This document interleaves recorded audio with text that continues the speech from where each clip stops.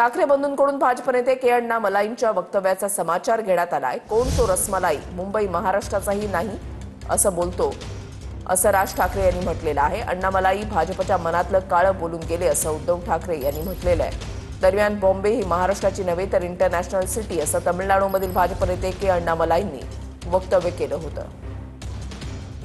कृपाशंकर सिंग सारखा माणूस यांचा नेता भारतीय जनता पक्षाचा, तो म्हणतो काय उत्तर भारतीय महापौर करू।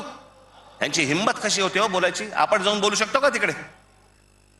काल परवाकडे कोणतरी एक तामिळनाडूमधून रसमलाई आली होती, तो सांगतो मुंबईचा आणि म्हणजे महाराष्ट्राचा संबंध काय? भडव्या तुझा काय संबंध आहे इथे यायचा? तुम्हाला या महाराष्ट्रामध्ये मुंबईमध्ये एकट्यात पाडायचं, एकटे असलो तरी काफी होत। आणि तो अण्णा मलाई आला, त्याला मला खास धन्यवाद द्यायचे। का धन्यवाद? कारण तो नकळत बोलून गेला, भाजपच्या मनातलं जे काळं आहे तो ते बोलून गेलेलं आहे।